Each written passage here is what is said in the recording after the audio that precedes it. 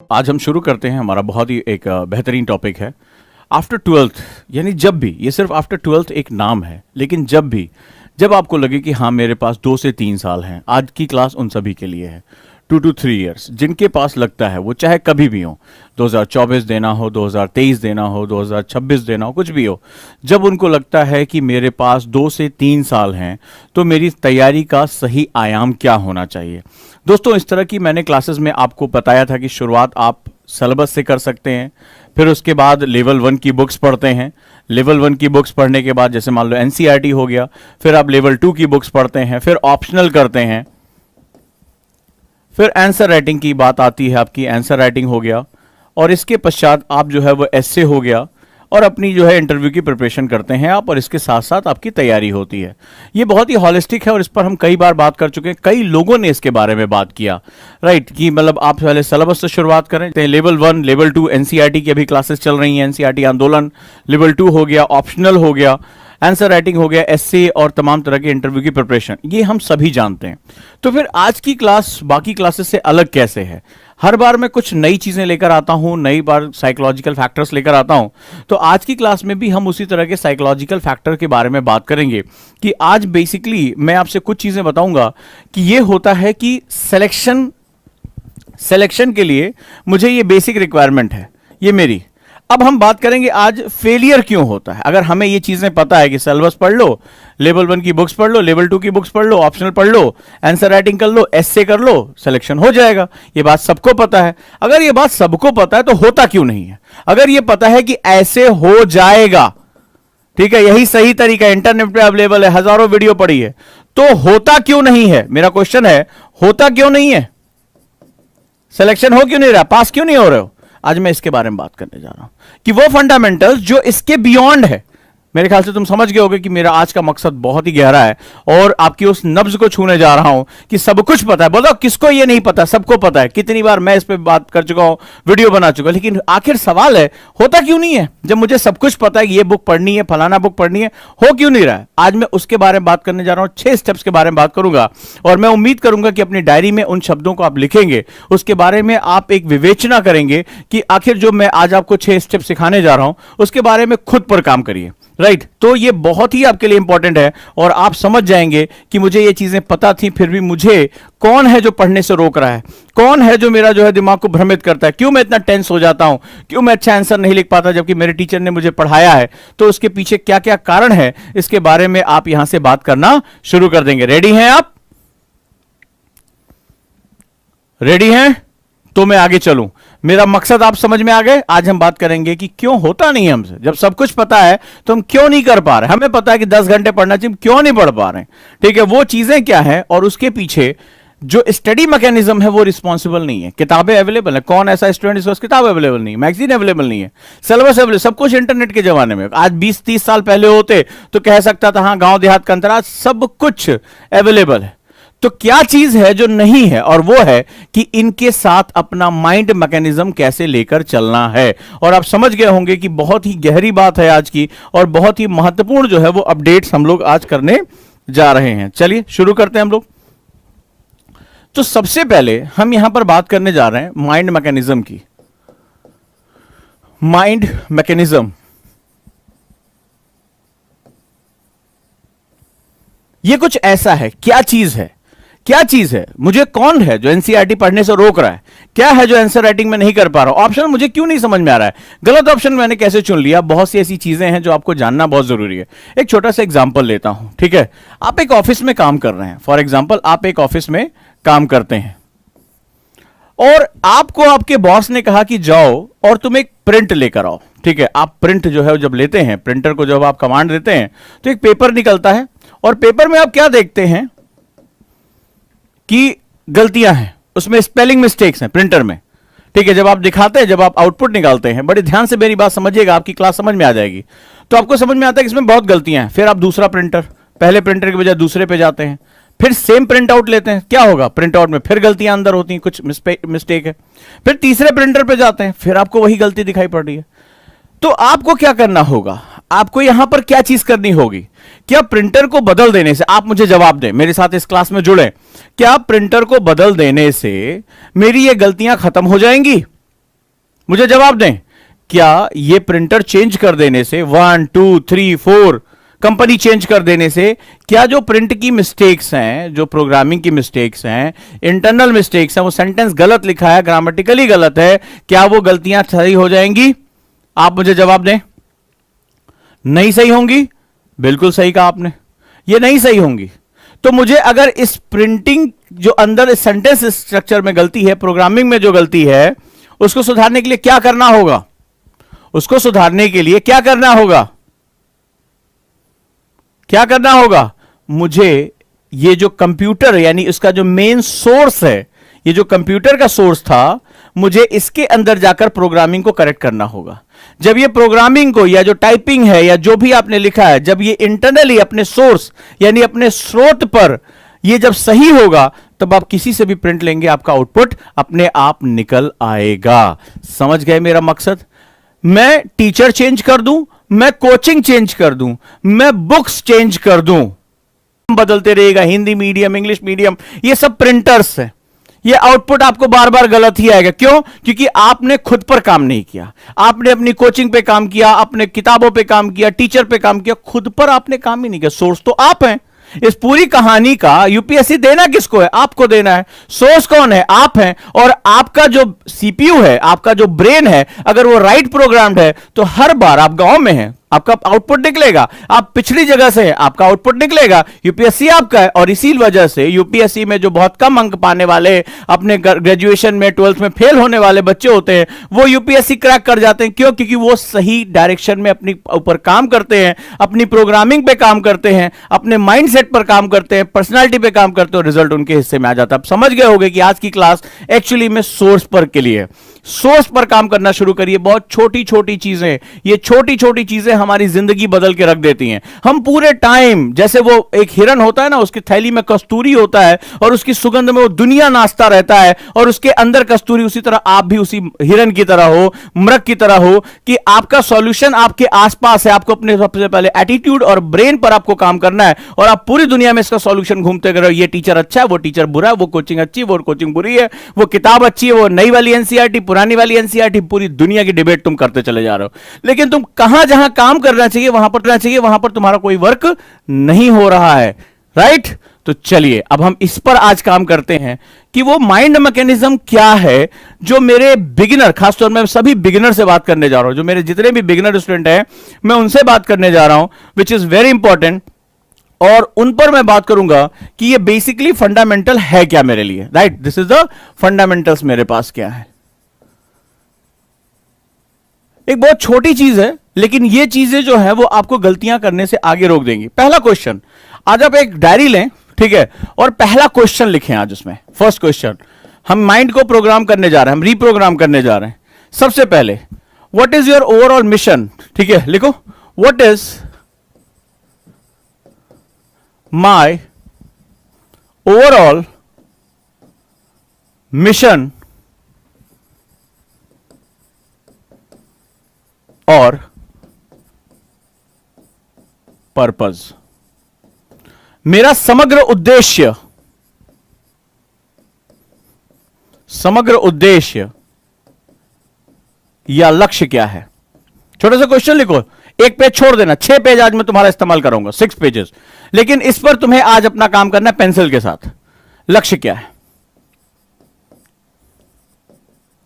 कहोगे ये तो बड़ा आसान है। सीरियसली, सीरियसली 2 वर्ड है, ओवरऑल। ओवरऑल का मतलब है आज तुम अपनी शुरुआत कर रहे हो, तुम कैसे सोचते हो? अब गलती बताता हूं, तुम सोचोगे सर मुझे पता है मुझे आईएएस बनना है, ठीक है, तो इसका मतलब है तुम्हारा ओवरऑल पर्पस नहीं है। बस यही सबसे बड़ी गलती करके। क्यों? क्योंकि तुम मिड में हो। What about after IAS? आपको नहीं पता, तो आप एकदम मिड सेशन में हो और आपको लगता है सर मुझे आईएएस बनना है, सर मुझे आईपीएस बनना है, यूपीएससी सर क्रैक करना है। ये इसको ओवरऑल पर्पस नहीं करते। Overall purpose is all about the purpose of life. क्या बोलते हैं इसको? बड़े ध्यान से समझना। Purpose of life. जानते हो ये पर्पस ऑफ लाइफ क्या होता है? कितने लोग इसे जानते हैं? जीवन का उद्देश्य, जीवन भर का उद्देश्य, जीवन का उद्देश्य और जीवन भर का उद्देश्य। आज मैं तुम्हारे माइंड को वहां लेकर जा रहा हूं। तुम जिंदगी भर मोटिवेशन ढूंढते हो, आज मैं तुम्हें इंस्पिरेशन, खुद को प्रेरित करना सीख जाओगे आज की क्लास के बाद, कि खुद को कैसे प्रेरित करना है, खुद को अपनी अंधेरों में लड़ना कैसे है। और जब मैं थक जाऊं, मैं टूट जाऊं, तो मैं वीडियो देखकर ताकत नहीं प्राप्त करूंगा, ताकत मेरे अंदर है। बस आज 6 पेज मुझे दे दो, 6 पेज में जो कहता जा रहा हूं उसको लिख लो। तुम्हें जहां पहुंचना है, जैसे पहुंचना है, वो तुम्हारे हिस्से में आ जाएगा। पर्पस ऑफ लाइफ क्या है, यानी जीवन का उद्देश्य क्या है। जब मैं जीवन के उद्देश्य की बात करता हूं तो बहुत इंपॉर्टेंट सेगमेंट होता है। जानते हो, जब हमारी गाड़ी कहीं कीचड़ में फंस जाती है, हमारी कार जब कहीं कीचड़ में फंस जाती है, तो हमें क्या करना पड़ता है? मान लो कहीं फंस गई, मान लो हमारी ये कार है, हमें इसको ड्रैग करना पड़ता है। क्या करना पड़ता है? ड्रैग करना पड़ता है, हमें खींचना पड़ता है, धक्का देना पड़ता है लाइफ में। तो जब हम यूपीएससी की तैयारी में आते हैं तो यूपीएससी का रास्ता ऐसे नहीं है। तुम्हें लगता होगा आज हमने शुरू किया है बाबू, हम जो है वो क्या होगा, ये पहुंच गए लबासना, ये हमें लगता है कि हम ये लबासना पहुंच गए। बिल्कुल गलत है। यूपीएससी का रास्ता ऐसे चलता है, ऐसे चलता है। बहुत ही ऊंची नीची पहाड़ियां हैं, बहुत अप्स एंड डाउन्स आते हैं। कभी आप ढाल पर लुढ़क जाते हो, फिसल जाते हो, कई बार खुद को धक्का देने में अतड़ियां जो है वो निकल जाती हैं। इतनी बार खुद को धक्का देना पड़ता है, खुद से लड़ना पड़ता है। नींद से आंखें भरी हुई हैं, थकान से शरीर टूट रहा है, और खुद से कहना उठ उठ, तुझे पढ़ना है। अपने अंदर एक उत्तेजना पैदा करनी पड़ती है। सामने लक्ष्मीकांत पड़ी हुई है, विपिन चंद्रा पड़ा हुआ है, छोड़ यार वेब सीरीज देख लेते हैं, हाथ में फोन खुला हुआ, अंदर से एक आवाज आती, खुद को एक तमाचा मारते, उठ उठ, तुझे पढ़ना है। तो क्योंकि तुझे अब पता है। लेकिन वही स्टूडेंट एक बैठता है और कहता है अरे यार छोड़ यार, आज एक वेब सीरीज देख लेते हैं, अभी नई आई है झकासी फैमिली मैन, कल पढ़ लेंगे। भाई तेरा कल पढ़ेगा। लेकिन जिसको यह पता होता है कि मेरे जीवन का उद्देश्य क्या है, वो ड्रैग करता है। देखो, गाड़ी को हमने खींचा ना, कीचड़ से निकाला, तो यहां पर तुम फंस चुके हो। जब कुछ महीने बाद तैयारी के तुम्हारा डाउनफॉल आएगा, तो तुम्हारे अंदर ही एक व्यक्तित्व निकलता है, तुम्हें खींचता है। और कौन खींच पाता है? जिसे पता होता है कि अंतिम क्षितिज पर क्या चमक रहा है, ये उसको पता होता है मेरे लिए क्या रखा है। और वो लोग होते हैं जिनको लबासना आईएएस जिनका ड्रीम नहीं होता है। बिल्कुल गलत ना। ये तो मोटिवेशन जितना हम सोचते हैं उसका बहुत कम परसेंट हमें मिलता है भाई, हर चीज में ध्यान रखना। तो जिसका उद्देश्य सिर्फ आईएएस बनना नहीं है, जिसका उद्देश्य देश का बेहतरीन प्रशासक बनना है, याद रखिएगा, एडमिनिस्ट्रेटर बनना है। और वो क्या काम कर रहा होगा, उसको पता होगा कि जब मैं आईएएस बनकर जाऊंगा तो मेरे यहां बच्चियों को मैं शिक्षा दूंगा। मेरा मकसद है, मैं अपने यहां इंफ्रास्ट्रक्चर का मैंने कमी झेली है, अच्छे स्कूल नहीं मुझे मिले हैं, मैं उनके लिए काम करूंगा, जीवन पर्यंत काम करूंगा। मुझे अपने प्रशासन में, सिस्टम में किसी से लड़ना पड़े, मैं लड़ने के लिए तैयार हूं। बेहतरीन प्रशासक मुझे बन के निकलना है। यानी तुम्हें यह नहीं सोचना है कि मेरा ये लबासना पहुंचकर जो है मैं आराम से अंगूरों के बाग में लेटूंगा ना। मुझे तो ये एक पड़ाव है। तब जब आपका लबासना जो होता है वो डेस्टिनेशन नहीं बनता है, वो आपका क्या होता है, पड़ाव बन जाता है, एक शिविर बन जाता है कि थोड़ी देर ठहरना है, थोड़ी सी ट्रेनिंग लेनी है, अपने आप को निखारना है। मेरा तो जीवन ही मेरे लक्ष्य के लिए समर्पित है। ये बहुत बड़ा अंतर होता है। और जिस अभी आपको ये समझ में नहीं आएगा, बिगिनर हो, लेकिन पूरा जीवन मेरे इसी शब्द के अंदर निखरा हुआ है। कई बार मुझसे, अभी मैं जस्ट जो है वो 2 मिनट पहले एक मीटिंग से, बहुत थका देने वाली मीटिंग से उतरा हूं, सीधे यहां क्लास में घुसा हूं।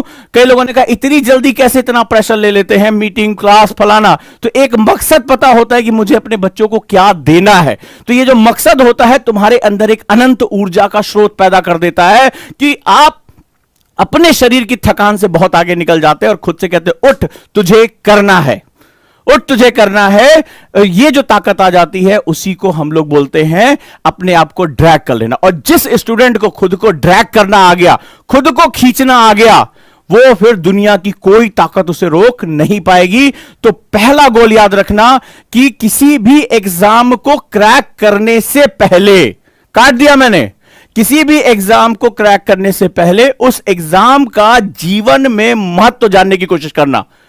बहुत ही महत्वपूर्ण बात कह रहा हूं। किसी एग्जाम को, कोई भी आप एसएससी कर रहे हो, बैंक, सभी अपनी जगह बहुत अच्छे हैं। तो अगर आईएएस मेरे जीवन, मुझे यह क्रैक करना है, सिविल सर्विस में जाना है, तो मेरे जीवन का उद्देश्य क्या है? क्या मैं पूरा जीवन इस सेवा के लिए समर्पित कर पा रहा हूं, कर पा रही हूं? अगर हां, तो मेरा उद्देश्य यह नहीं है, मेरा उद्देश्य यह है कि जब अफगानिस्तान पे नीतियां बनानी हो तो प्रधानमंत्री मुझे रात में कॉल करें कि साहब आप नेशनल सिक्योरिटी एडवाइजर हैं, जल्दी पहुंचे, भारत के सम्मुख एक संकट आया है, हमें आपकी बुद्धिमत्ता, आपके अनुभव और आपकी सेवाओं की मुझे आवश्यकता है। जब भारत में आर्थिक रूप से मंदी आ रही हो तो सरकार आपको कॉल करे कि क्या आप आरबीआई के गवर्नर का उत्तरदायित्व तो ले सकते हैं, भारतीय अर्थव्यवस्था को क्या आप फिर से अपनी ऊंचाइयों पर पहुंचा सकते हैं। जब भारत को अपनी टेक्नोलॉजी में टर्नओवर करना हो, बहुत ज्यादा जो चेंजेस लेकर आने हो, तो सरकार आपसे कहेगी कि सर आइए और मानद पद संभालिए, आपका अनुभव राष्ट्र में हजारों लाखों नौकरियां पैदा कर सकता है, हजारों लाखों जिंदगियों में वो रोजगार दे सकता है। अगर यह क्षमता है तुम्हारी तो राष्ट्र के लिए तुम कभी भी नहीं थकोगे।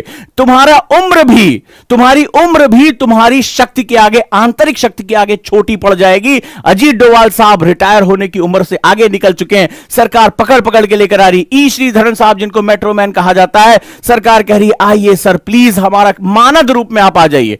तमाम ऐसे जाने माने दिग्गज लोग जिनको सरकारें कह रही मत जाइए, आपके अनुभव की इस राष्ट्र को बहुत आवश्यकता है। तो यह वो शक्ति है जो तुम्हें अंधेरों में एक झटके में कि मुझे यह फोन फेंकना है, मुझे नहीं देखना है वेब सीरीज, मुझे नहीं करनी है चैट, मेरी लक्ष्मीकांत मुझे कितना भी तबाह कर रही हो, मुझे कितना भी जो है वो तकलीफ पहुंचा रही है, मुझे उठना है और पढ़ना है, तो खुद से कह पाओगे चल उठ और पढ़। तेरा मकसद ये है, तेरा मकसद ये परीक्षा नहीं, तेरा मकसद, तेरा जीवन ही तेरा मकसद है। ये परीक्षा तेरा मकसद नहीं है, तेरा जीवन ही तेरा मकसद है। जिस दिन तुमने अपने कॉन्फिडेंस से कहना शुरू कर दिया, जिस दिन तुमने जो है छाती चौड़ी करके ये बात कहनी शुरू कर दी, तुम मुझे बताओ कि कौन सी परीक्षा जो है रोक पाते हैं। और यही कारण है कि यूपीएससी में जो साहस होता है, अंदर की वो ताकत होती है। एक दिव्यांग बच्ची से कहती है कि तुम आईएएस टॉपर बनती, और पूरी दुनिया को, जहां लोग कहते थे 60% शरीर काम नहीं कर रहा है, वो पूरी दुनिया को कहती है चल भाई देखो मैं आईएएस बन के दिखा दूं। जिसके पिता को आतंकवादियों ने गोली मार दी हो, वो जाकर कहता है कि मैं यूपीएससी का टॉपर बन सकता हूं। तो ऐसे लोग जिनकी पिता की हत्या कर दी गई हो और पूरे थाने में जिनकी कोई सुनवाई नहीं हो, वो बहनें जाकर खड़ी होकर कहती हैं कि हां मैं आईएएस बन सकती हूं, मेरे अंदर वो ताकत है। तो सामान्य बैकग्राउंड से, शोषित बैकग्राउंड से आए हुए लोग जिनका कोई बहुत बड़ा एकेडमिक बैकग्राउंड नहीं है, वो अपने साहत, अपने मकसद, क्योंकि उनके जीवन उनका मकसद बन चुका था, उन्हें समाज को दिखाना था कि एक पिता जिसकी हत्या कर दी गई है वो भी सिविल सेवा क्रैक कर सकता है, कर सकती है। तो ऐसी कंडीशन में वो समाज को एक बताते हैं कि मुझे इस परीक्षा को क्रैक नहीं करना, ये मेरा जीवन ही मेरा मकसद बन चुका है। बस जिस दिन ये आ गया उस दिन तुम क्षितिज के पार देखना शुरू कर दोगे और खुद से कहोगे मेरे पास एक अनंत ऊर्जा स्रोत है। और ऊर्जा की कमी ही तो खा जाती है लोगों को। जैसे ही ऊर्जा कम हुई, लाओ थोड़ा सा फ्रेश होके देख लेते हैं, एक वेब सीरीज ही तो देखनी है। और मैंने तो आज तक 1-2 वेब सीरीज देखी है, मुझे तो नहीं लगा कि 1 या 2 एपिसोड के बाद कोई टीवी बंद कर पाता है। मानते हो या नहीं मानते हो, बोले यार अब अगला एपिसोड, अगला एपिसोड, उसको पूरा देख ले, रात भर देख लो, कोई दिक्कत नहीं है। ये बहुत बड़ा जो है एक अपने आप में जो है वो व्यसन है, अपने आप में एक बहुत बड़ा एडिक्शन है। लेकिन इस एडिक्शन को, ये बहुत से एडिक्शन आएंगे। किसी को प्रेम हो जाता है, कोई कहता है कि सर रिश्तों की वजह से मन नहीं लग रहा है, किसी को सोशल मीडिया का एडिक्शन है, किसी को गाने सुनने का एडिक्शन है, किसी को वेब सीरीज का एडिक्शन है। एडिक्शन मतलब क्या होता है? तुम एडिक्शन को गाली दे रहे हो, बात एडिक्शन की नहीं है, बात तुम्हारे अपने रिफ्रैक्शन की है कि अपने गोल से हटे। क्यों हटे? क्योंकि तुम खुद को खींच नहीं पाए। तुमने सोचा जिंदगी की गाड़ी ऐसे सपाट चलती है, लेकिन जिंदगी की गाड़ी तो इतने ऊपर अप डाउन चलती है, तो जब डाउन गए तो तुम ड्रैग कर पाए, जब ड्रैग नहीं कर पाए दलदल में फंस के खत्म हो गए। हजारों स्टूडेंट खत्म हो जाते हैं। और जब अगर अंतर मन की ताकत है, जब उद्देश्य को पता है कि मेरा सूरज इस क्षितिज पे चमकता है, मेरा जीवन ही मेरा मकसद है, खुद को ड्रैग कर ले जाओगे, खुद को ड्रैग कर ले जाओगे और फिर पीछे पलट के कहोगे यही था मेरी जिंदगी की मुसीबतें, ऐसी बहुत सी मुसीबतें अभी मेरे सामने आएंगी और ऐसी मुसीबतों को मैं कुचलता हुआ निकल जाऊंगा। यह इच्छा शक्ति होनी चाहिए। नहीं तो बाद में कहोगे अरे सर बड़ी प्रॉब्लम्स आ गई थी तैयारी में, सर बड़ा सर घूमता था, मन जो है यहां लग जाता था, वो प्रेम हो गया था, दिल टूट गया था। 50 बातें तुम करोगे और फिर दूसरों को बताओगे कि मैं कितना कमजोर हूं। क्लियर है? लिखो इस पर, आज बात करो। क्या तुम अपने मकसद को अपनी जिंदगी मानते हो या जिंदगी तुम्हारा मकसद बन चुकी है? अब इस बारे में विचार करना तुम आज से शुरू करो। ये पहली मेंटल प्रोग्रामिंग है जहां पर जब ये तुम ड्रैग होते हो ना, अकेले होते हो, तुम्हारा साया भी साथ छोड़ देता है, माता पिता भाई बहन गुरु कोई नहीं होता है जब अंदर व्यथित मन से चल रहा हो, जब फेलियर सामने आते हैं, जब लोगों की चुभती हुई आवाजें ताने तुम्हारे अंदर झुकते, उस समय ये घुटन इकलौती होती है। तो ये घुटन एक दलदल है, ये युद्ध तुम्हारे अंदर है। इससे वही निकल सकता है जिसको ये पता हो कि मेरे मकसद का क्या आयाम है, मेरा जीवन ही मेरा मकसद है, मुझे लड़ना है, मैंने अपना जीवन ही इस युद्ध के लिए समर्पित करी है। तो छोटी छोटी चीजें सामने आती रहेगी, हम लड़ लेंगे। जो जीवन को एक समग्र रूप में देखता है उसी के लिए पूरा जो है वो युद्ध है। तो अगर बड़ा सोच रहे हो तो बड़े बलिदान के लिए भी तैयार रहो। ये जो दिखाया जाता है ना कि ये सपनों की सब जगह है, आए और भड़ाक से आईएएस बन गए, वीडियो देखे बोले वो झकास से जो है फॉर्च्यूनर से उतरा था एकदम चौड़ा होके, कोई टेंशन नहीं है, इतना जल्दी वो फॉर्च्यूनर तुम्हें देने वाले नहीं है। उससे पहले तुम्हारे जो है वो फॉर्च्यून को निचोड़ के ना तब तुम्हें वो फॉर्च्यूनर देंगे, पहले तुम्हें वो पूरी तरह से निचोड़ लेंगे। तो तुम्हारे अंदर वो है या नहीं है कि निचोड़ जाने पर, दबाव पड़ने पर तुम बिखर गए तो फिर क्या फायदा। तो अब चलिए हम आगे चलते हैं। अगला सवाल है, अब दूसरा प्रश्न आया कि सर आपने कहा सिर्फ मुझे यहां नहीं सोचना है, मुझे अपने जीवन को एक बेहतरीन ऑफिसर के रूप में देखना है। आज कई ऑफिसर हैं, वो अपने कामों के लिए बहुत ही बेहतरीन प्रेरणा के लिए जाने जाते हैं, सिंपल शरीर है, सिंपल जो है लुक है, लेकिन उनके काम इतने बेहतरीन हैं, उनके दिमाग की गरिमा इतनी जबरदस्त है कि लोग घबराते हैं। सर मैं कैसे देखूं इसके पार, मैं कैसे जानूं कि मेरे जीवन का मकसद क्या है, मैं कैसे अपने काम को, अपने कर्म को प्यार करूं कि रास्ते में आने वाली छोटी छोटी अड़चने मेरे पैरों में बेड़ियां ना बने, और अगर मेरे पैरों में वो बेड़ियां बंध जाती हैं तो उन्हें तोड़कर आगे बढ़ने का साहस कैसे पैदा करूं। यह प्रश्न तुम्हारे जीवन में आता ही होगा। अब मेरा दूसरा जो उद्देश्य है, ये पहला डायरी में लिख लिया, मुझे खुद को ड्रैग करना ही पड़ेगा, क्योंकि जीवन इस तरह नहीं चलता, जीवन इस तरह चलता है। ये यकीन मानिए चलिएगा कि आज मैं 6 घंटा, कल 12 घंटा, 18 घंटा, ना बेटा, कई बार ऐसा भी आएगा कि 6 घंटे से 12 घंटे से सीधे 0 पे पहुंच जाओगे। तो तुम्हारे अंदर ताकत है कि 0 से फिर से बाउंस बैक कर जाओ। जो बाउंस बैक कर गया वही जो है वो क्या होगा, शहंशाह कहलाएगा। अब सवाल है कि कैसे मैं अपने ओवरऑल मिशन को, अपने पूरे जो है जीवन के उद्देश्य को समझ पाऊं, क्या करना होगा। चलिए देख लेते हैं। अगला प्रश्न लिखो, इस लक्ष्य के महत्वपूर्ण परिणाम क्या हैं। इस लक्ष्य के महत्वपूर्ण परिणाम क्या है।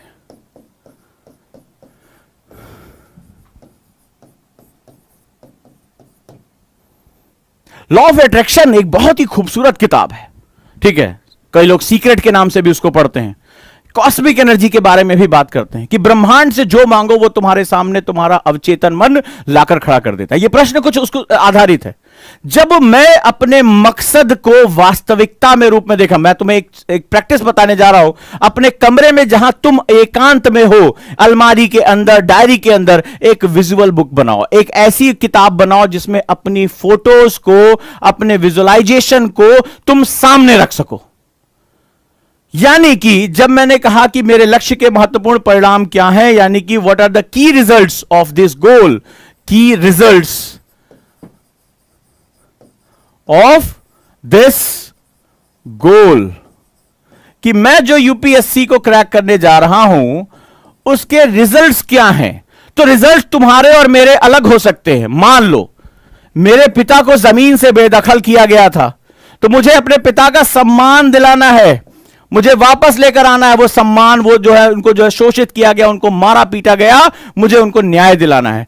मुझे मेरे किसी भी अवस्था की वजह से समाज में मेरा मजाक उड़ाया गया, मेरा जीना हराम किया गया, और मेरे वजह से मेरी जो है अस्मिता पर, मेरे गर्व पर उन्होंने जो प्रहार किया है। तो नाम लिखो वो कौन कौन है जिनको मुझे जवाब देना, उनको विजुअलाइज करके लेकर आओ। परिणाम, मैं अपने समाज में बदलाव लेकर आना चाहता हूं। वो बदलाव तुम संसार नहीं बदल दोगे, लेकिन उन चीजों को पकड़ो जो बदलाव कर सकती है। मुझे शिक्षा में, ठीक है, मुझे अपने स्कूल, अपने गांव, प्राथमिक शिक्षा में, महिलाओं की सुरक्षा में मुझे बहुत बदलाव करने हैं, तो मैं बदलाव करने के लिए तैयार हूं। ये विजुअल बोर्ड बनाओ, यानी दृश्य कर सको, अपने लक्ष्य को गहराई से देख सको।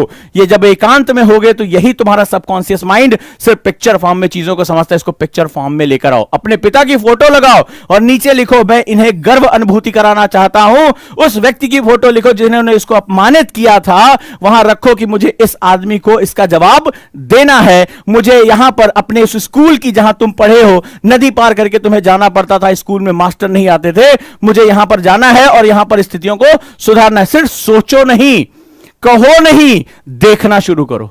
दो तरह से कहा जाता है, एक दुनिया से कहा जाता है और एक खुद से कहा जाता है। हम ज्यादातर दुनिया को बताते हैं, सर मैं आईएएस बनना चाहता हूं क्योंकि मैं समाज में सुधार करना चाहता हूं। हजारों बच्चे मुझसे यही बात कहते हैं।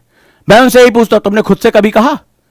तुमने दुनिया को बताया, चाचा को बताया, फूफा को बताया, मास्टर जी को बताया, प्रेमी को बताया, प्रेमिका को बताया कि मैं ये करना चाहता हूं, मैं आईएएस बनना चाहता हूं। कभी तुमने खुद से कहा कि मैं क्या चाहता हूं? और तुम जब खुद से कहने पे आते हो, तुम्हारी भाषा को नहीं समझता है, वो तुम्हारे अंतर्मन को समझता है। ये तुम्हारा अंदर जो है वो तुम्हारे अंतर्मन को समझता है। तुम्हारा मन किस चीज को देखता है वो बड़ा ही क्या होता है, विशिष्ट होता है, बड़ा स्पेसिफिक होता है। उसको सिर्फ एक ध्येय, एक लक्ष्य ही पता होता है। इसकी तस्वीर उसके दिमाग में बैठ जाएगी कि मुझे इसको जवाब देना है, और वो धीरे धीरे वो तस्वीर छन छन के, जैसे पानी छन छन के सागलों में अंदर पहुंचता है, ये छन छन के, रोज थोड़ा सा छन छन के तुम्हारे अवचेतन मन में पहुंचेगा ये विजुअल बुक। जब तुम ये उम्मीद करो, मैं भी एक बादशाह को पढ़ रहा था, ठीक है, आप बहुत जाने माने रैपर है, आज बहुत अमीर आदमी, अरबपति आदमी हो गए, लेकिन एक बात उनकी बड़ी अच्छी लगी। उन्होंने कहा मेरे पिताजी जो है सामान्य स्टोर पे काम किया करते थे, उनको नहीं पता था ऑडी क्या होती, तो वो कहते वो 5 छल्ले वाली कार यार बड़ी अच्छी लगती है, 5 छल्ले वाली कार बड़ी अच्छी लगती है। बादशाह बहुत जाने माने रैपर हैं, तो उन्होंने कहा 5 छल्ले वाली कार बड़ी अच्छी लगती है। उन्होंने कई बार अपने बच्चे के सामने कहा कि 5 छल्ले, उनको नहीं पता वो ऑडी होती है। और जब बादशाह आगे बढ़े, उन्होंने कमाया, तो उन्होंने कहा मैंने इसको अपने अंतर मन में बसा लिया था, अपने अंतर मन में बसा लिया था, अपने अंदर बसाया था। और जब मैंने पिताजी को ऑडी गिफ्ट की तो उनकी आंखों में जो आंसू थे, जो चेहरे पे चमक थी, बोले कि मैं संसार की सारी दौलत लुटा के भी अपने पिता के चेहरे पे जो मैंने चमक देखी है, जो उनकी आंखों में आंसू देखे हैं, जो मैंने भाव देखा है संतुष्टि का, वो मुझे सारी दुनिया की दौलत लुटा के भी मैं नहीं खरीद सकता। लेकिन इसको पाने,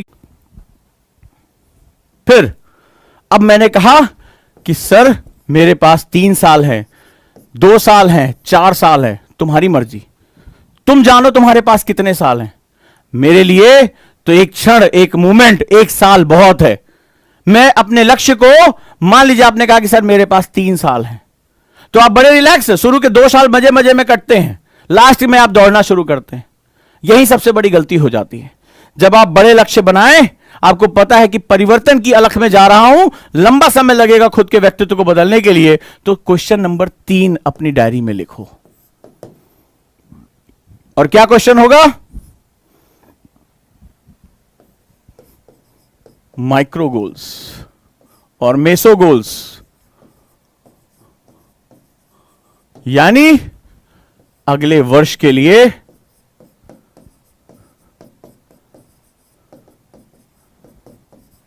मेरे लक्ष्य क्या हैं।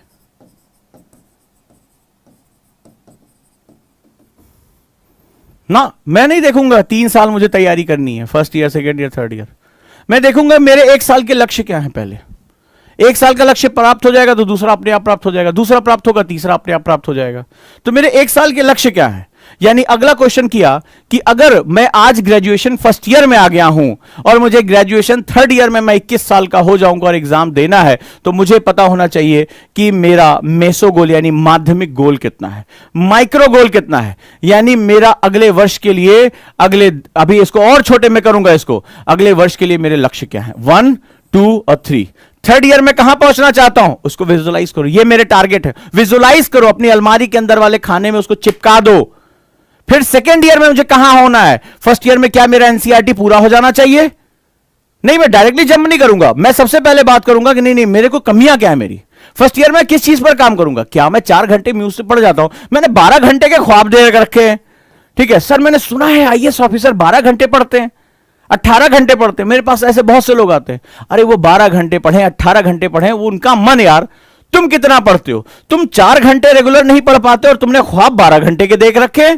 अचानक से कौन सी तुम जड़ी बूटी ले लोगे, कौन सी एकेडमी में एडमिशन ले लोगे, अचानक से कौन सा सुपरमैन हो जाओगे कि तुम जो है इसके बाद क्या करना शुरू करोगे, उड़ना शुरू कर दोगे? नहीं, जो 4 घंटे है वो 5 घंटे में कन्वर्ट होगा, जो 5 है वो 6 में होगा, 4 से सीधे 12 में जाओगे, ऐंठ जाओगे। 2 दिन तो पढ़ोगे, तीसरे दिन ऐंठे ऐंठे दिखाई पड़ोगे, बोले यहां दर्द है वहां दर्द है, बारीकी से रणनीति बनाओगे। यानी फर्स्ट ईयर मैंने कहा भाई मुझे एनसीईआरटी सर सारी खत्म करनी है, उसके सारे क्वेश्चन मुझे लगाने हैं, ऑब्जेक्टिव सब्जेक्टिव। ये मेरा फर्स्ट ईयर गोल है। मेरा फर्स्ट ईयर गोल है कि मैं किसी भी हालत में 4 घंटे की अपनी पढ़ाई मेंटेन कर लूं, just without any load. So sir, चाहे कॉलेज के साथ साथ मुझे 4 घंटे पढ़ाई मेंटेन करनी है। सर मुझे सिर्फ न्यूज़पेपर पढ़ने की। यहां बच्चे आते हैं, सर नोट्स नहीं बन रहे हैं उसके न्यूज़पेपर के। अरे तुमसे किसने कहा कि तुम फर्स्ट ईयर में आके नोट्स बनाओ? तुम कम से कम न्यूज़पेपर को डेली पढ़ना और थोड़ा थोड़ा समझना शुरू कर दो कि हां चीजें चल रही हैं। अफगानिस्तान में क्या हो रहा है मुझे पता है, भारत में क्या हो रहा है मुझे पता है, अमेरिका में क्या हो रहा है मुझे पता है। इसके मुझे वो बहुत विशिष्ट ज्ञान नहीं लेना है, मुझे जनरलाइज करना है, क्योंकि सीखना एक प्रक्रिया है और तुम सीधे डेस्टिनेशन में पहुंचना चाहते हो। सीखना एक प्रोसेस है, प्रक्रिया है। सीखना अनवरत चलता है। उजांग सोच ले कि यार उसको बहुत कुछ आता है, ना ना, आज भी मुझे उतनी ही चीजें सीखनी है। तो सीखना एक प्रक्रिया है, तो अंत में डेस्टिनेशन क्यों मानते हो उसको कि नहीं सर वो टॉपर ने जो है वो सुने हैं कि सर वो नोट्स बनाते हैं अखबारों के, सर वो कॉपीज बनाते हैं। अरे वो तुम्हारा लास्ट स्टेज है, तुमने पहली शुरुआत की नहीं। हमारे एक कहावत है, बिच्छी का मंत्र जाने ना सांप के बिल में हाथ डाले। तुम्हें जो बिच्छू तो पकड़ना आता नहीं, स्कॉर्पियो तो पकड़ना आते नहीं स्कॉर्पियंस, और स्नेक को तुम जो स्नेक चार्मिंग में लगे हुए हो। तो सबसे पहले अपना बेस तो कम से कम क्लियर करो। So let's start it, let's start reading newspaper. Just reading newspaper is enough for you. ये मेरी हैबिट बन जाए। तो फर्स्ट ईयर तुमने हैबिट फॉर्मेशन के लिए रखा। सेकंड ईयर तुम अपने आप को क्या कर रहे हो, अपने आप को इनलार्ज कर रहे हो। 6 घंटे 7 घंटे मुझे डेली पढ़ना है, 6 घंटे मुझे डेली पढ़ना है, थोड़े से अब ज्यादा विशिष्ट चीजें पढ़नी है, अब मैं कुछ पॉइंट वाइज नोट्स बना सकता हूं। Then go to the third year. आपने कहा नहीं, अब अपने आप को रिफाइन करना, जो मैंने गलतियां की उसको मुझे खत्म करते जाना है। अब मुझे बहुत स्पेसिफिक होना है, आंसर राइटिंग ढेर सारी करनी है, या सेकंड ईयर से मुझे आंसर राइटिंग शुरू कर देनी है, डायरी राइटिंग शुरू कर देनी है। तो जो बेसिक फंडामेंटल है उनकी तुमने लिस्ट बनाई और लिस्ट के साथ स्टिक रहे। मैंने ये लिस्ट बनाई, मुझे फर्स्ट ईयर में ये खत्म करना है। आप मौज मौज में चले जा रहे हो, फिर सेकंड ईयर पहुंचे, अरे सर फिर ऐसे जाता है, सर कब तक कोर्स खत्म कराएंगे, कोर्स कब तक खत्म होगा सर, सेकंड ईयर आ गया, अभी ये वाला खत्म नहीं हुआ, वाला खत्म नहीं हुआ। तो खत्म तुम्हें नहीं करना, खत्म तुम्हारा हो रहा है। सिलेबस के साथ साथ तुम भी निपट जाओगे कि तुम अपने ऊपर काम नहीं कर रहे हो, अपने ऊपर जो है वो वर्क नहीं कर रहे हो। और थर्ड ईयर में फिर तुम बिल्कुल सर बहुत प्रेशर है, सोच रहे इस साल एग्जाम ना दें, बहुत गोल्डन चांस तुमने बर्बाद कर लिया। ऐसा होता है, ऐसा होता है, शायद होता है, राइट।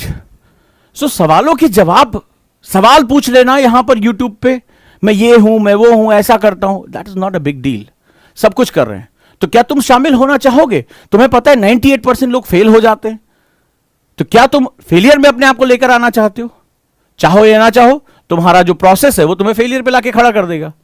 और अगर तुम 2% विजेताओं में शामिल होना चाहते हो, तो तुम्हें अपने तरीके बदलने पड़ेंगे। तुम जो चॉइस करोगे, आज तो तुम्हें मजा आ रहा है, जिंदगी तुम्हें मुट्ठी में लग रही है, लेकिन जब ये ताथैया कराएगी ना, तो बहुत से जो है वो आईएएस की तैयारी करने वाले अखबार भी बेचते हैं। तो चॉइस तुम्हारी है, तुम किधर जाना चाहते हो, कैसे करना चाहते हो। लाइफ को जितना इजी अभी ले लोगे, लाइफ तुम्हें इजी ले लेगी, ठीक, तुम्हारे साथ खेलेगी। तो अब तुम देख लो कि तुम्हें क्या करना और क्या नहीं करना है। ये तुम्हारी अपनी जो है वो एक सेगमेंट्स है। मेरा काम है इसको बताना कि स्टेप बाय स्टेप चलो, आराम से इसको सीखो, समय लो अपने आप को प्रिपरेशन करने के लिए। अगर यूपीएससी सोचा है तो वो देश की सबसे प्रतिष्ठित और सबसे बड़ी परीक्षाओं में से एक है। तो अगर आज तुम्हें समझ में आया हो तो आज डायरी उठाओ और इन 3 प्रश्नों पर काम करो। ये शायद पूरी रात बीत जाएगी इस पर सोचते सोचते, कई चीजों की कल्पना करते करते, उन चित्रों को इकट्ठा करते, अपने लक्ष्यों को अपनी आंखों के सामने लेकर, अपने विजुअल बोर्ड पे लेकर आने की, कि तुम्हारा सबकॉन्शियस माइंड उसको ग्रहण करे और सबकॉन्शियस माइंड उसको जो है वो गहराई से देखे।